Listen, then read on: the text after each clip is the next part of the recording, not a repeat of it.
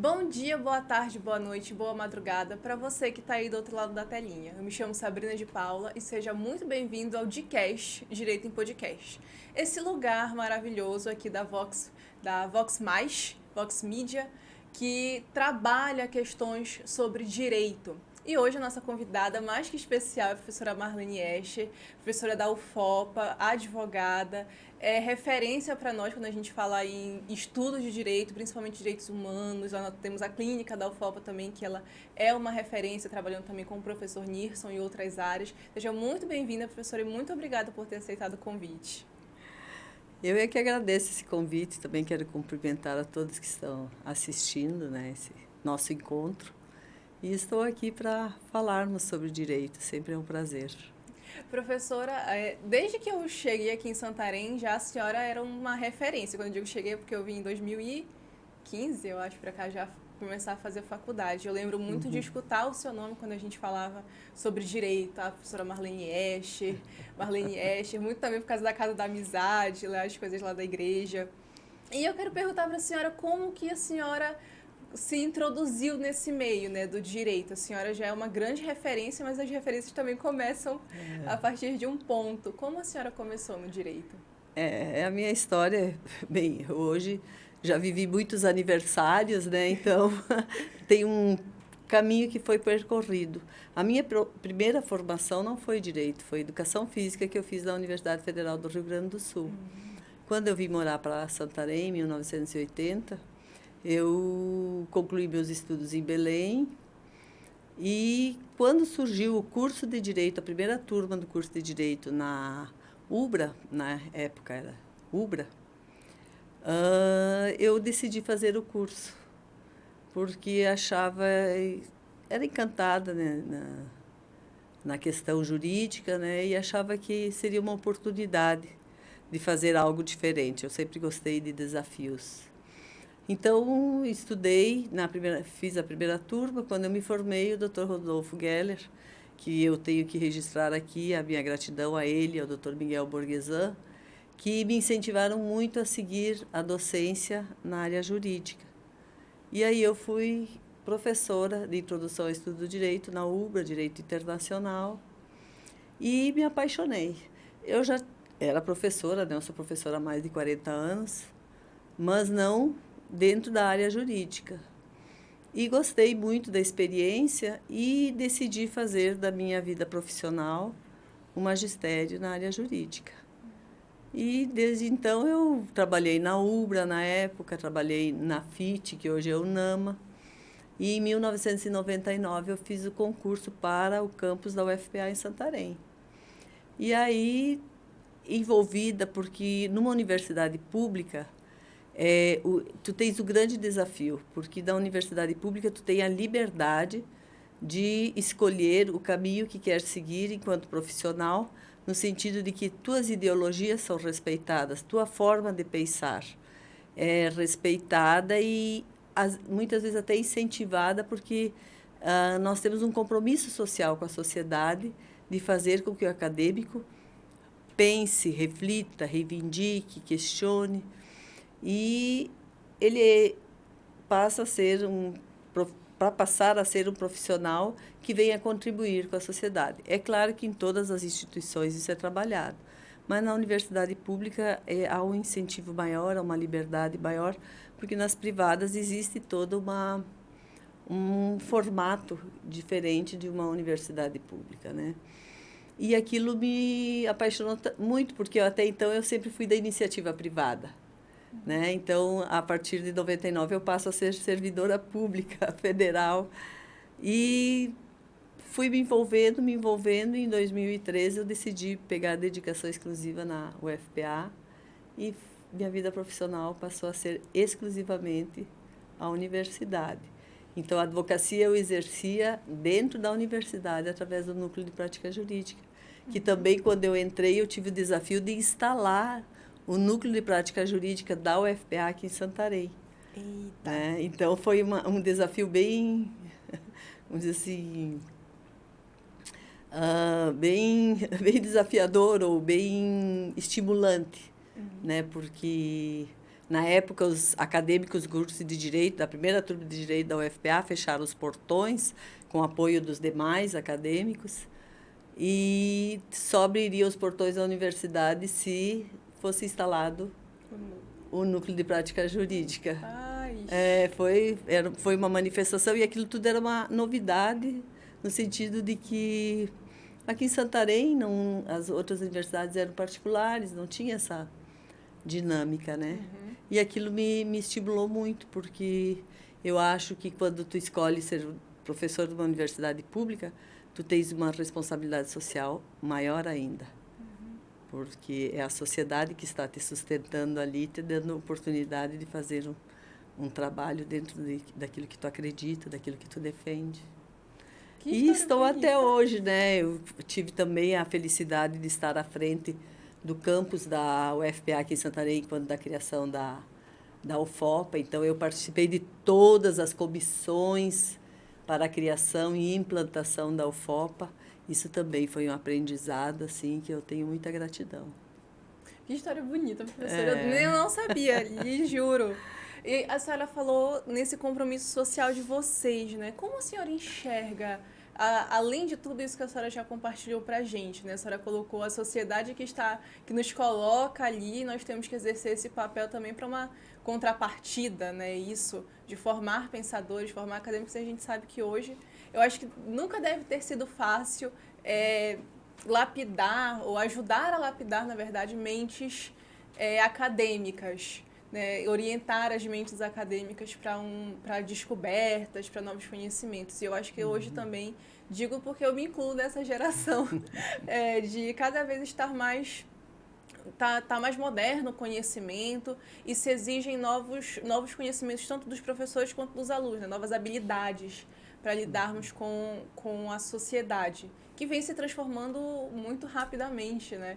No último podcast, a gente conversou, o professor... Falei para a senhora, né, que o professor Alexandre Scherer, o doutor Ítalo, o professor Ítalo tiveram aqui e eles falaram muito disso, que a sociedade pulou nos anos 2000, né, teve um grande avanço e agora, depois da pandemia, um avanço ainda maior. Como a senhora enxerga o papel dos professores nesse meio, nesse compromisso social que a senhora citou para a gente? Ser professor sempre foi um desafio, porque trabalhar com o ser humano diretamente, ser formador de opiniões, é uma responsabilidade muito grande, né? E essa mudança da sociedade, imagina-se para o doutor Ítalo, que foi meu aluno também, para o doutor Alexandre Scherer, que também era acadêmico quando eu era professora na UBRA. As mudanças são significativas. Imagina para mim, que venho de uma geração, né, em que não existia a tecnologia que existe hoje. Eu vejo isso assim com muito otimismo. Eu acho que a sociedade ela tem tudo para caminhar dentro daquilo que se espera, né, de uma sociedade. Buscar o bem-estar de todos. Porque eu sempre falo, nós viemos ao mundo para sermos felizes. Todos nós, indistintamente. As intempéries da vida, as dificuldades, elas se estabelecem mediante as nossas escolhas, mediante as escolhas dos nossos parceiros existenciais, as quais nós ou acatamos ou nos afastamos, né? Então, a universidade, hoje, o ensino do direito, né, o estudo jurídico, ele passou por transformações, nossa, consideráveis, assim. A gente não encontra nem palavras para definir, né, dessas transformações. Hoje, por exemplo, tu estás dando aula, tu fala uma palavra que o estudante não entende, ele rapidinho vai no seu celular, entra lá no Google e já encontra a resposta, né? Então, a gente, enquanto professor, tem que estar muito atualizado. O desafio é maior ainda, né? Mas o professor, ele sempre tem que ser aquela pessoa. Não é que ele vai ensinar. Eu penso assim que o professor faz o aprender a aprender, né? Que no exercício do magistério, eu acredito que a gente aprende mais do que ensina. Porque se a gente observa, se a gente dá abertura para o nosso estudante, ele nos leva a viajar por questões, por situações que a gente não pensaria apenas buscando conhecimento nos livros ou produzindo a pesquisa. Porque hoje o diferencial de uma universidade está em trabalhar o tripé: ensino, pesquisa e extensão. E isso está bem claro, e esse é o fomento que as universidades têm para que elas invistam não só no ensino, mas que elas tragam a pesquisa e a extensão, porque a pesquisa ela oxigena o ensino e a extensão leva esse conhecimento para a sociedade, é levar a universidade para a sociedade, né? Sair dos muros da universidade e chegar até o cidadão, o indivíduo, que tanto contribui para que a universidade pública exista, né? Então, eu vejo como um desafio muito grande. Acho que hoje ser professor é um ato de muita coragem, né? O magistério ele demanda muita coragem, porque a gente se expõe o tempo todo. E, por mais que a gente estude, a gente não consegue abarcar todas as informações. Então, no meu entendimento, hoje, que o professor ele tem que trabalhar é mostrar o caminho, porque tem coisas que a gente aprende só fazendo. E o direito, ele demanda uma prática necessária, tanto que é a obrigatoriedade, desde 1996, de que as faculdades de direito ofereçam um escritório modelo, né? E hoje criem também, dentro desses escritórios modelos, ou dentro dos projetos de pesquisa, da extensão, as clínicas de direitos humanos. Então, hoje não se fala em estudo do direito sem trabalhar o viés dos direitos humanos.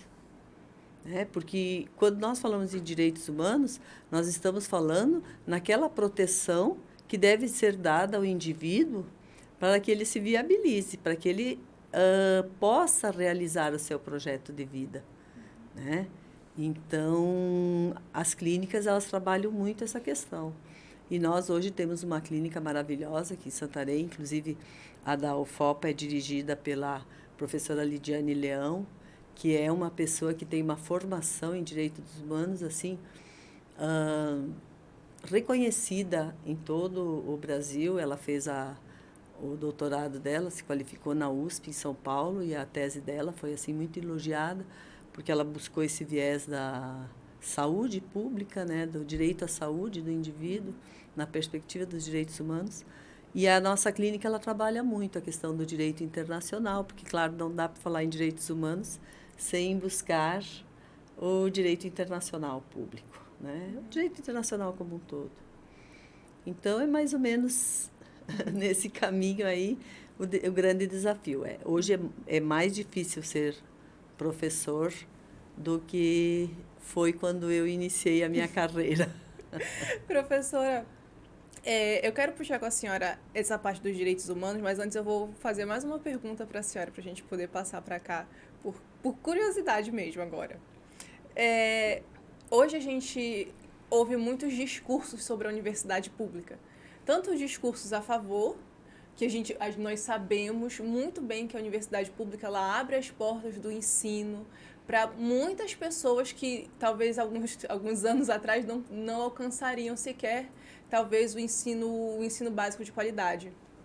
E nós temos pessoas que defendem muito a universidade pública e pessoas que, não sei por qual motivo, talvez ideológico ou por alguma outra questão, taxam a universidade pública de diversos termos pejorativos, que a gente sabe que não é verdade. E acho que não conseguem enxergar e ver a universidade pública justamente como esse lugar fomentador de conhecimento. Porque a universidade pública, dentro das várias ideologias que existem ali, de cada um dos alunos, dentro das várias possibilidades que nós temos ali dentro, ela é um dos maiores fomentadores de conhecimento, de pesquisa e de extensão que nós temos hoje. Sim. E como a senhora enxerga esse discurso que visa depreciar o ensino público, principalmente as universidades públicas? Isso aí passa muito por questões de ideologias, né? Como eu te disse, o que me cativou na universidade foi a possibilidade de eu poder pensar e trabalhar em cima das minhas crenças enquanto ser humano, né? Tanto no aspecto ideológico como no aspecto social e e em todos os aspectos. A universidade pública ela é uma oportunidade que o Estado dá para que as pessoas que não têm condições de arcar com os custos da sua formação, elas possam ter, né, esse estudo custeado pelo Estado. Essa liberdade que é dada dentro da universidade pública, ela é muitas vezes questionada, ela é muitas vezes criticada por questões de, como eu posso te dizer, posicionamentos radicais, né? As pessoas julgam a universidade pública em cima de uma visão de uma ideologia radical. E a maioria das pessoas não segue essa ideologia, não tem esse entendimento. Mas dentro da universidade pública há um princípio, né, que deve ser sempre respeitado, do livre pensar. Que ali todas as pessoas têm o direito de manifestar a sua opinião. Só que, por questões ideológicas, se buscou rechaçar a universidade pública dizendo dos absurdos que acontecem, dos extremismos que acontecem. Eu trabalho na universidade, já tenho 24, vou fazer 25, em maio, faço 25 anos de universidade pública.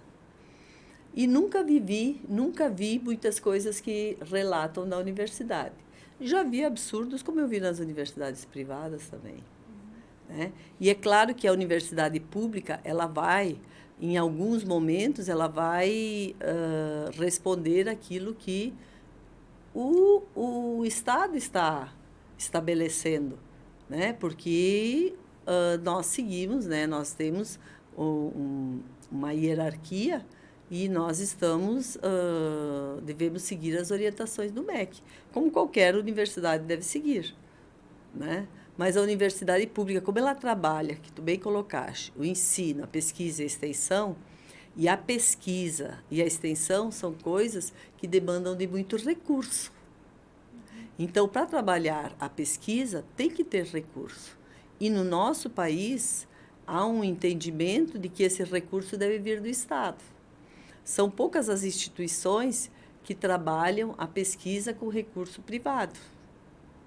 É diferente dos países mais desenvolvidos, existem os institutos, existem empresas, existem outras instituições e organizações que investem na pesquisa. No Brasil, não. A pesquisa mesmo, a grande pesquisa, ela vem das universidades. Nós temos poucos institutos no Brasil que investem em pesquisa. E a pesquisa é necessária. Para o desenvolvimento de qualquer sociedade, ela é necessária. Para o ensino, ela é necessária, porque, como eu disse no início, ela vem em oxigênio, ela dá pressupostos, ela dá informações para que a gente possa fazer o ensino com eficiência. E a extensão, ela também demanda de recurso, porque ela vai levar a universidade para a comunidade.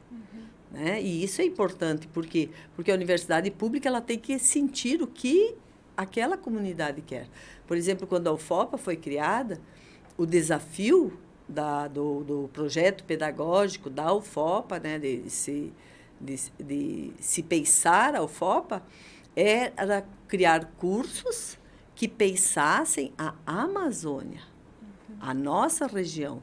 Porque a Amazônia ela tem que ser pensada, ela tem que ser decidida por quem está nela. Porque para as pessoas que moram fora daqui, elas podem dar ideias, elas podem contribuir muito, mas as decisões elas têm que passar pelas pessoas que estão aqui, porque são essas pessoas que serão impactadas.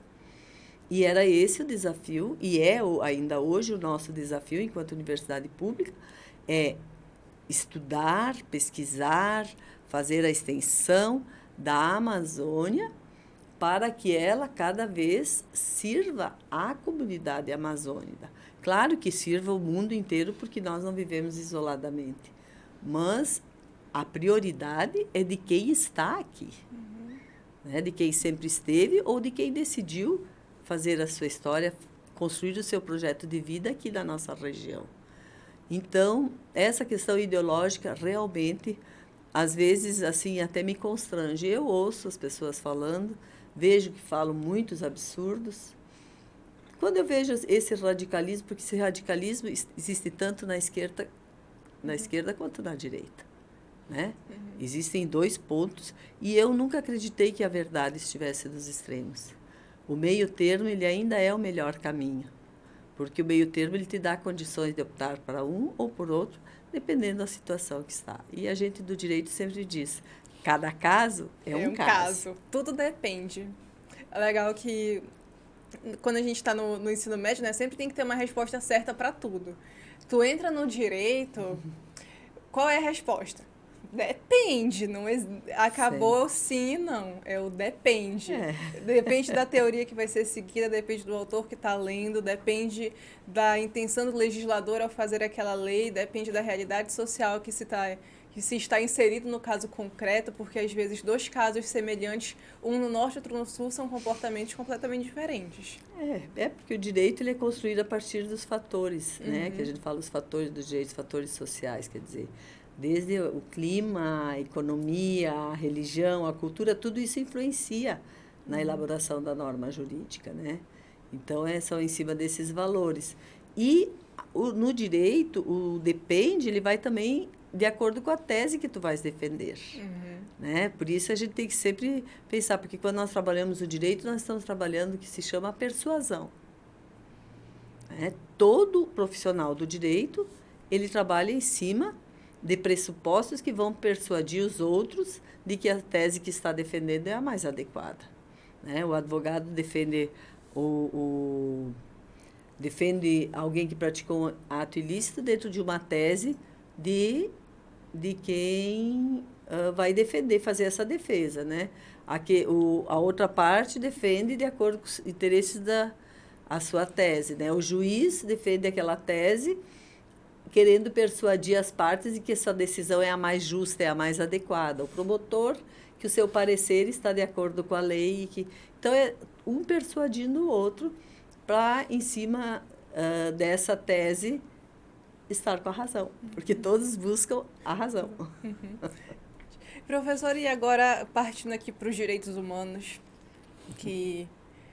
para mim, isso era uma grande referência nessa área. Eu acredito que não só para mim, mas para todo mundo que nessa cidade estuda direito, estuda ou trabalha com direito. Professora, eu realmente lhe conheci dentro da Clínica de Direitos Humanos. Eu lembro que na época ainda estava a Bianca, o Itamar, o Jordão. E eu fui junto com uma amiga minha, né, que é a Ana Paula. A gente acabou indo lá a convite do Jordão e ali eu realmente conheci a senhora na questão de professora. A gente já tinha se topado várias vezes na Casa da Amizade, né? Mas como professora, realmente ali foi o primeiro contato, relação, né? Professor-aluno. E eu lembro que na época o professor Nirson também estava junto e estávamos trabalhando ali, foi um dos primeiros... O contato mais profundo ali começou com direitos humanos, para mim, começou ali com a senhora. E a senhora relatou aqui, né, a gente falando aqui dessa questão do professor dentro da universidade, né, que sobre a Clínica de Direitos Humanos da UFOP, mas tem uma fala sua, aliás, que me chamou muita atenção, que é a questão da senhora falar, né, que os direitos humanos, eles garantem um projeto de vida para o ser humano. E a partir desse conceito que a senhora colocou, né, de trazer um projeto de vida para o ser humano, o que a senhora poderia nos falar que seriam os direitos humanos? Como a senhora vê os direitos humanos, não só dentro da realidade acadêmica, mas dentro realmente da nossa realidade social que a gente vive hoje? Assim, o meu percurso acadêmico na esfera dos direitos humanos, ele se inicia quando eu passo a ser professora de Direito Internacional Público. Que dentro do direito internacional público a gente estuda a questão dos direitos humanos dentro da perspectiva do surgimento desses direitos e dos tribunais internacionais. Porque, veja, os direitos humanos, eles surgem, eles sempre existiram, né? Mas porque o direito, a razão do direito é garantir a articulação social. Né? O direito, ele vem para dar uma garantia que as pessoas convivam bem articuladas, a paz social, a preservação da paz social. Mas com as duas grandes guerras do século XX, percebeu-se que esse direito, porque a nossa sociedade, eu falo agora a sociedade ocidental, né? A sociedade ocidental, que engloba a Europa, as Américas, ela sofreu um abalo muito grande com as duas grandes guerras. Por quê? Porque a sociedade criou o Estado, a figura do Estado, né, com seus 3 elementos constitutivos, um governo soberano, um território e uma população, né, um povo. E esse Estado ele veio para dar condições de que aquela sociedade vivesse articulada e que todo cidadão pudesse ter um projeto de vida e se realizar. Como eu disse no início, nós viemos ao mundo para sermos felizes. Né? Aí surgem 2 grandes guerras, onde fica demonstrado que o Estado, que deveria proteger o indivíduo, o seu nacional, não fez o seu dever de casa, né? Com aquelas ideologias radicais, né? E em que a Segunda Guerra gera um genocídio assustador, né? Com o Holocausto. Aí a sociedade internacional, nós temos que nos organizar.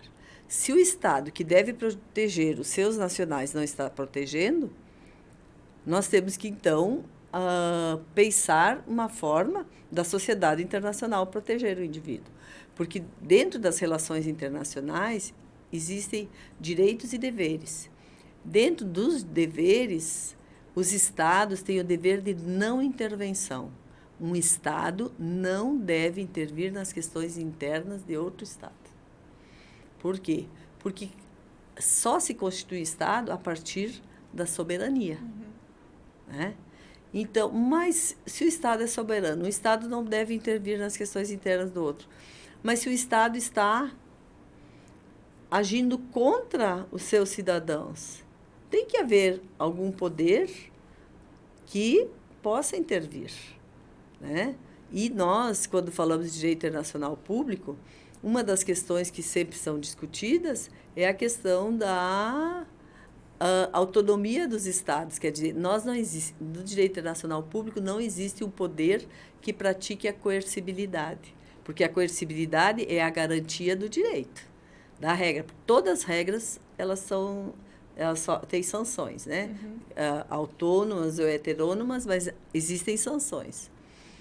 Essas sanções, no direito internacional público, elas não têm aplicabilidade. Porque o sucesso do direito internacional público está na obediência dos acordos. Mas, como o Estado é soberano, ele pode dizer, eu não vou cumprir esse acordo. E ninguém deve intervir. Então, a sociedade identifica essa lacuna, essa necessidade, que o Cansado Trindade fala em o humanismo do direito internacional público. O que é o humanismo? Porque, até então, os sujeitos do direito internacional público, ou seja, as pessoas que poderiam demandar na esfera internacional, seriam só os Estados e as organizações intergovernamentais. O indivíduo, para ele demandar num tribunal internacional, ele teria que ter a representação do seu Estado. E nessa questão, o indivíduo não podia, ele não era reconhecido como sujeito. Ele sempre tinha que buscar a representação.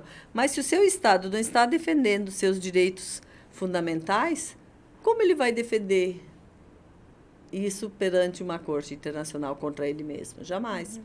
Então, são criadas as cortes internacionais de direitos humanos. Né? Inicialmente é a Corte Europeia, depois a Corte Interamericana e depois a Corte Africana.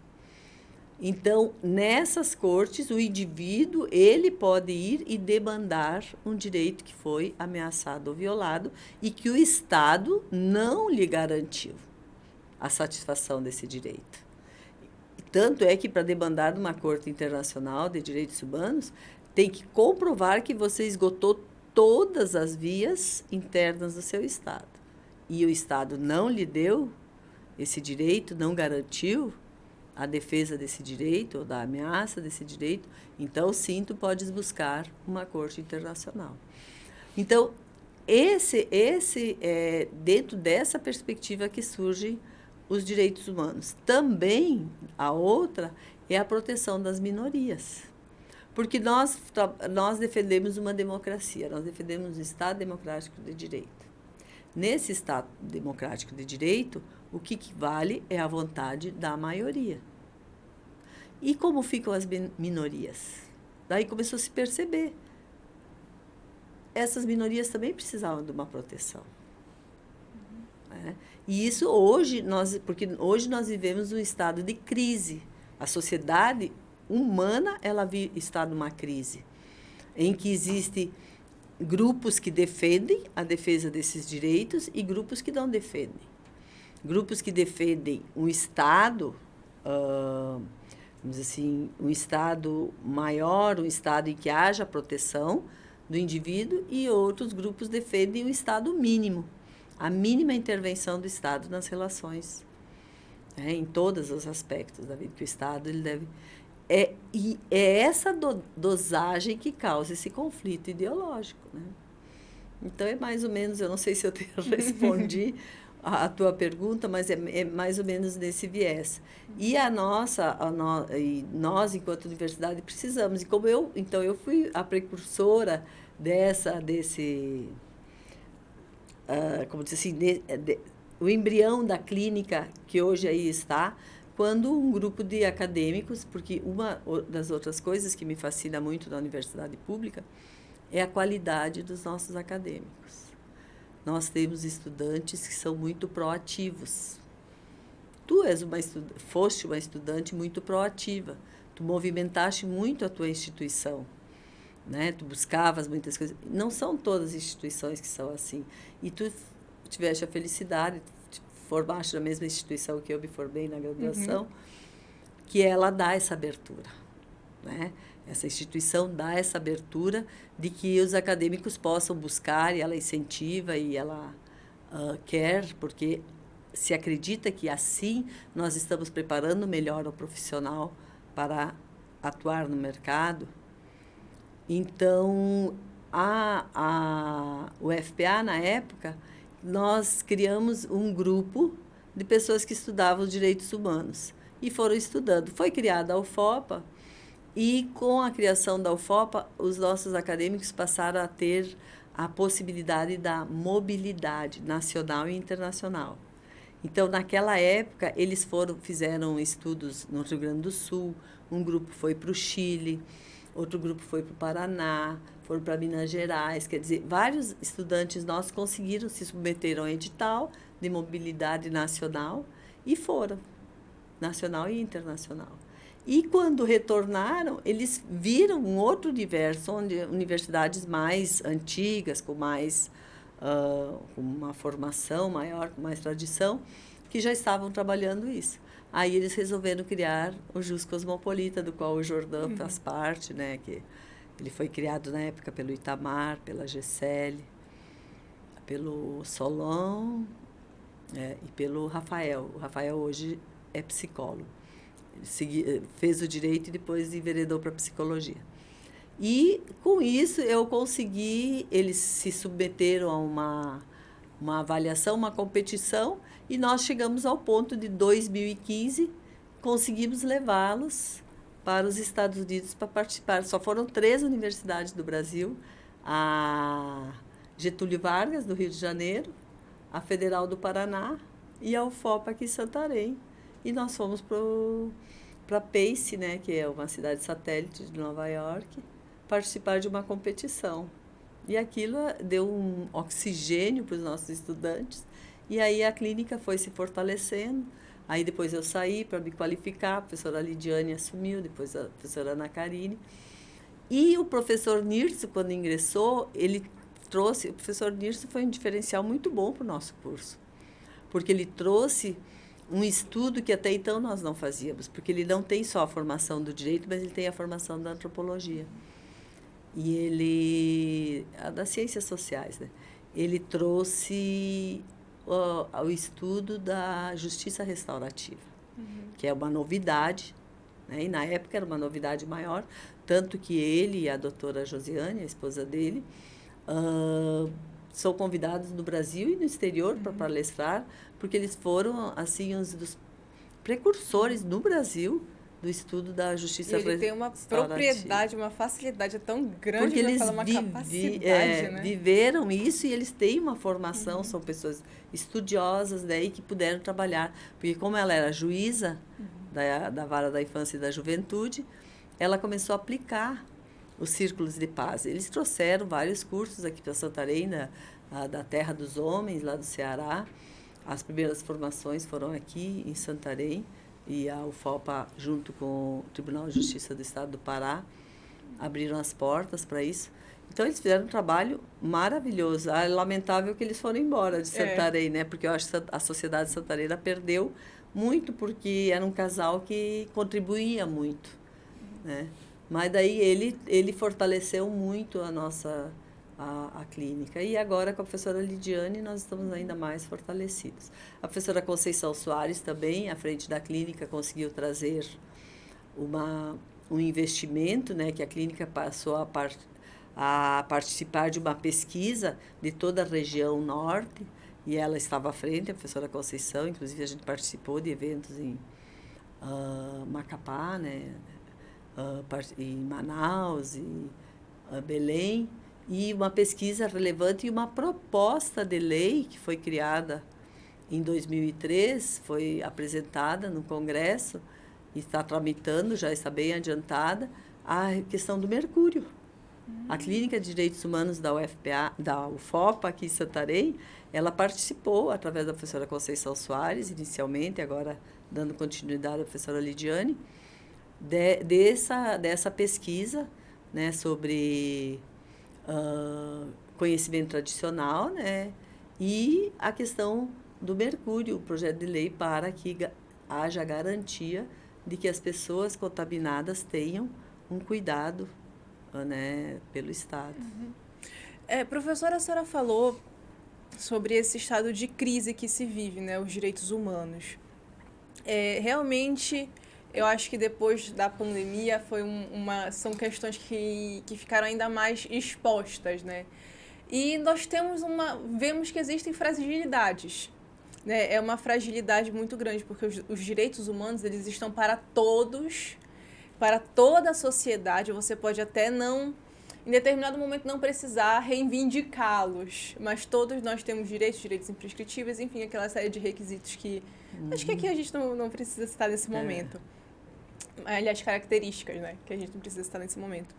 Mas a gente verifica também que muitos desses discursos que batem de frente com a proteção dos direitos humanos, muitas vezes eles são levantados por pessoas que também não entendem a importância da proteção desses direitos. Você ter acesso à saúde é um direito básico humano, você ter acesso à educação é um direito humano, você ter acesso a água potável, tudo isso que é o mais básico do básico, né? Alimentação, seu direito ao lazer é um direito humano. Todos esses direitos que são fundamentais para nós, que na nossa Constituição estão como direitos fundamentais, são nossos direitos humanos. Inclusive o exercício da liberdade, né? Exercer a sua liberdade, nosso direito à vida são direitos humanos.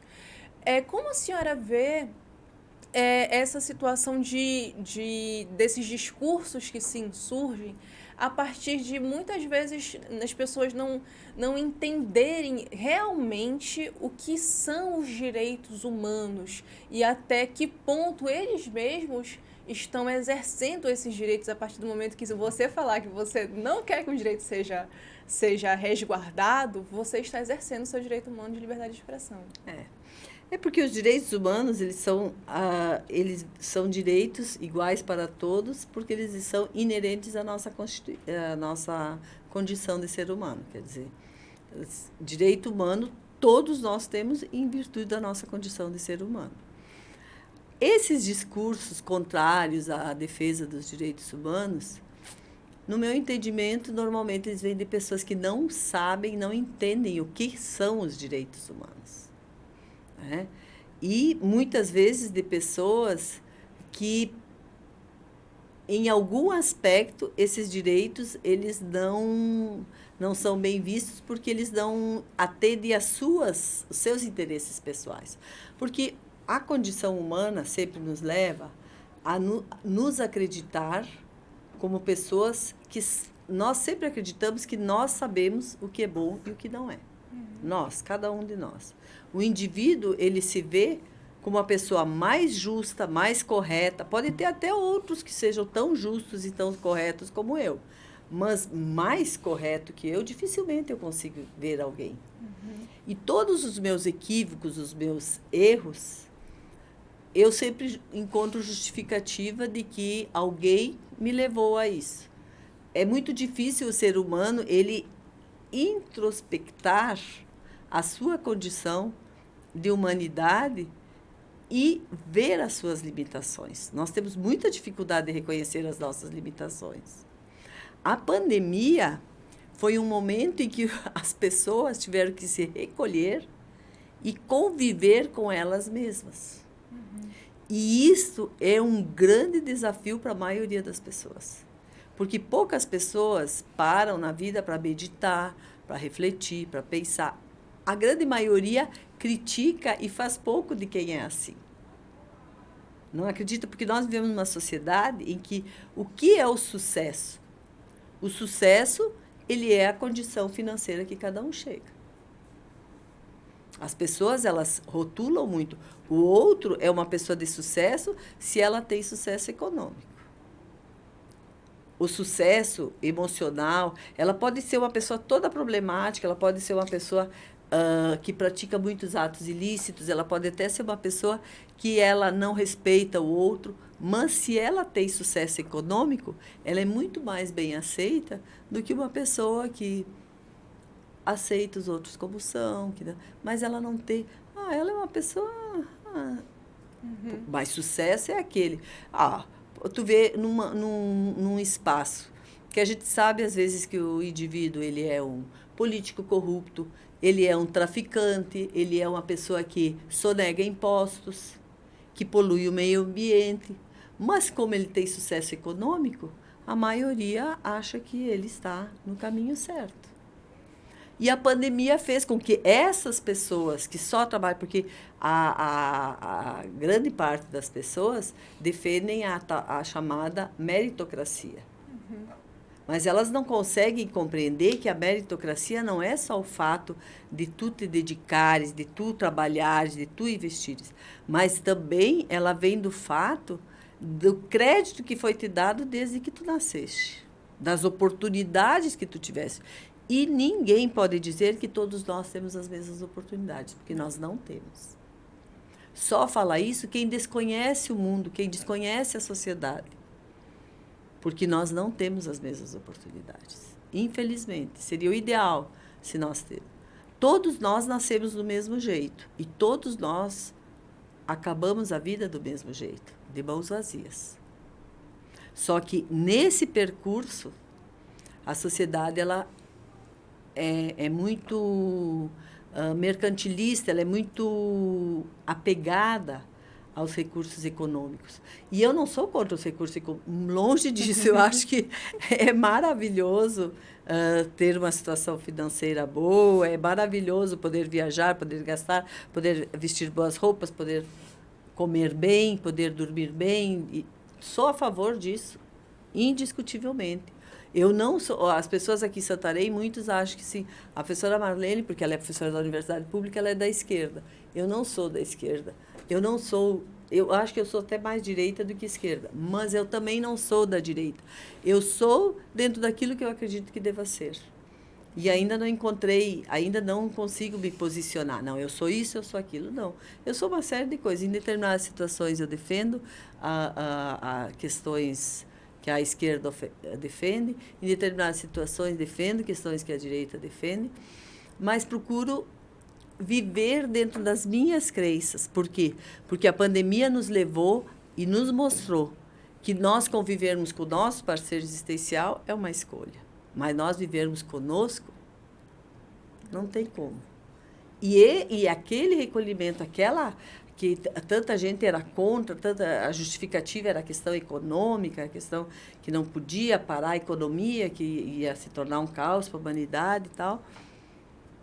Mas é porque muita gente não conseguia são poucas pessoas que conseguem conviver consigo mesmo. Por isso que as pessoas ficam tão preocupadas com a vida do outro. Porque é mais fácil eu cuidar da vida do outro do que eu cuidar da minha. Porque a minha só eu posso solucionar. A do outro eu posso dar opiniões e tal, e o outro vai. Então, essas questões é que nos levam à reflexão. E os direitos humanos, eles vêm neste viés de mostrar que todos nós somos sujeitos de direitos e obrigações. Porque os nossos direitos, eles também, a eles correspondem as obrigações. Ampliam-se os direitos, ampliam-se as obrigações.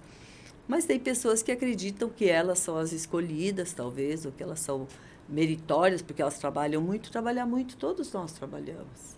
Só que as oportunidades nem todos nós temos, né? Porque eu acho que o ser humano ele vem muito do estímulo que lhe é dado no decorrer da sua vida. Né? E, por exemplo, nós, tu, eu, nós somos pessoas privilegiadas. Tu tiveste uma família por trás de ti que te deu condições de buscar o caminho que tu quiseste. Eu tive a felicidade também de ser criado numa família que também deu essas oportunidades. Mas muitas pessoas não tiveram isso. E agora eu vou dizer que eu sou mais merecedora que elas porque eu trabalho mais ou porque... Não, muitas pessoas não trabalham mais porque elas não têm onde trabalhar, elas não têm oportunidade. Então, essas questões, elas levam muito a nós pensarmos e refletirmos sobre nós mesmos, sobre a nossa vida, sobre onde nós queremos nos posicionar, né? E também, quando nós queremos nos posicionar, que não seja um posicionamento que cause prejuízo ao outro. Eu lembro que a minha filha, desde muito novinha, a frase assim que ela sempre dizia, que ela leu, né, e incorporou na história da vida dela, era dizer: faça para o outro aquilo que tu queres que ele faça contigo. Aí tu está no caminho mais ou menos adequado, porque o caminho certo, esse ninguém sabe. Professora, a gente já está encaminhando para o final da nossa conversa. Com muita dor no coração, inclusive, fica aqui o convite para a senhora voltar, para a gente continuar aqui esse papo. E gosto de perguntar para os nossos convidados, né, qual o recado que eles dão para as pessoas que estão nos assistindo, né, a partir daquilo que a gente conversou. Então, a senhora, como professora, como advogada, como defensora dos direitos humanos, estudiosa desses direitos, o que a senhora deixa de mensagem para quem está aqui nos assistindo hoje, né? E pense em seguir também a mesma linha acadêmica, seja para trabalho, seja também para docência. O que mensagem a senhora deixa para quem está nos assistindo hoje? O que eu posso dizer? Que todos nós devemos buscar a nossa realização, construir um projeto de vida e trabalhar para que esse projeto de vida dê certo e que a gente se realize, porque só assim nós conseguiremos ser felizes, porque a felicidade é questão de momentos, né? A docência, para mim, sempre foi assim um caminho de novas descobertas. Eu sempre fui uma pessoa que sempre quis mais, quis falar bastante, conhecer mais, sempre querendo mais do que aquilo que se apresentava. No sentido de que eu acredito que, se todos nós contribuirmos para a sociedade, nós teremos uma vida melhor. Porque tenho a certeza, a sociedade é muito boa para todos nós. Ela é tão boa que hoje ela viabiliza que nós façamos esse programa dentro de uma sala confortável, com ar-condicionado. Eu sempre falo para os meus alunos da universidade, quando eu comecei, a gente tinha uma sala de aula quente, que suava, que tu ficava melado e tal. E hoje nós estamos em salas de aula confortáveis, com ar-condicionado e todo esse conforto. Por quê? Porque a sociedade trabalhou, pesquisou, encontrou, descobriu.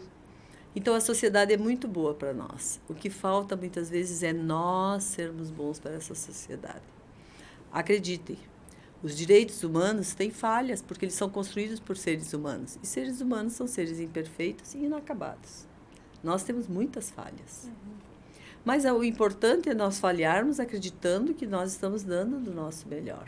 Mas não de uma forma para os outros verem. porque nós acreditamos que estamos nos dando o nosso melhor de dentro para fora. Porque as mudanças, elas só acontecem de dentro para fora. Nós temos que abrir a porta de dentro para fora. De fora para dentro é mais penduricalhos, mais ilusão. Então, o que eu posso dizer é isso. Te agradeço a oportunidade, quero parabenizar vocês por esse tipo de atividade, né? Para mim é a primeira vez que eu faço um podcast. Acho assim muito interessante, muito útil, né? E te parabenizar, Sabrina, porque tu falaste da tua admiração por mim, mas tenha certeza que a minha admiração por ti também é muito grande. Dada essa, eu vejo assim a tua preocupação na contribuição com o social. Isso é muito importante. Que hajam muitas Sabrinas que pensem na questão a questão da religião, né, a questão do assistencialismo, a questão da produção do conhecimento, mas não um conhecimento superficial em que eu saiba construir uma falácia que defende o meu interesse, mas sim um conhecimento que seja bom para todos, indistintamente. Porque muitas vezes esse conhecimento até em algum momento pode não ser bom para mim. Mas se ele é bom para todos, eu estou no todos. Então ele também vai ser bom para mim. Então é isso.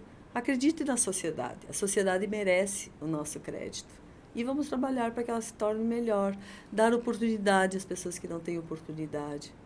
Quando nós fazemos a filantropia, que tu falaste várias vezes na Casa da Amizade, que é onde eu consigo fazer a filantropia e contribuir mais com a sociedade, eu assim acho que é a forma da gente se realizar. A filantropia é uma forma de nós buscarmos um pouco, por pouco que a gente dê para o nosso parceiro existencial que não tem a oportunidade que a gente teve, já é muito.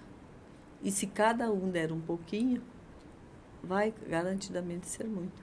Enfim, vamos criar projetos de vidas viáveis e vamos ser felizes. Muito Vamos obrigada. ser felizes. Gostei dessa frase. Nós viemos ao mundo para sermos felizes. Vou incorporar ela na minha vida. Que bom. Obrigada, professora, por ter aceitado o convite. Obrigada por estar aqui hoje com a gente. Muito obrigada por essa conversa, que foi uma delícia, um chuchuzinho. E muito obrigada também a você que nos assistiu até aqui. Aproveitem para acompanhar os trabalhos da professora Marlene, que são trabalhos excelentes. E também não esquece que toda quarta-feira a gente tem um encontro marcado aqui às 7 horas da noite. Um grande beijo e até semana que vem. Tchau, tchau.